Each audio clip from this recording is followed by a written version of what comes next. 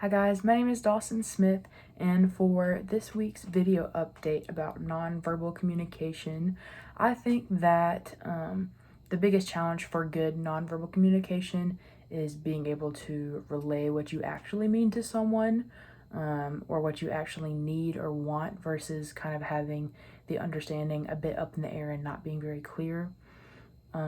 For you to know whether it's effective or ineffective is, I think, to have the awkwardness taken out and for each other to understand what each other actually needs and wants. I know that's kind of like the same answer to the other question, but I feel like they go hand in hand. Just that you want the understanding to be mutual, verbally and non-verbally. You want them to mesh well together. A personal example of a non-verbal communication contradiction,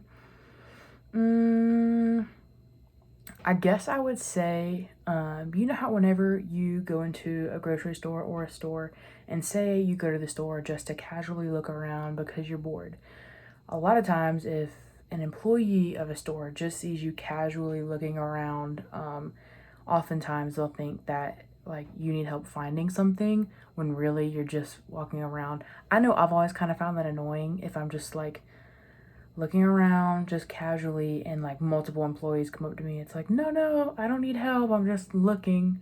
So I guess that's a contradiction. And then a breakdown of communication due to a violation of cultural customs. This question brought me back to whenever I studied abroad in Finland. So while I was there, I was probably one of 200 different exchange students. And for me, I regard like table etiquette as like, a very good thing to have. And it varies culture to culture. So for me, when I eat, like, I don't smack my food or do anything like that. But my friends that I met from Hong Kong, they tend to like smack their food and chew a bit more loudly and aggressively versus like me and then Finnish people that I was around. And I found it rude in the beginning, but then I asked them like, is there like a reason you guys like chew really loud, or like what's the deal with it? And they're like, oh, by us, like, I guess being louder with our food is a way to communicate that we are enjoying what we're eating. So that was, I would say, like a cultural miscommunication of nonverbal communication, if that makes sense.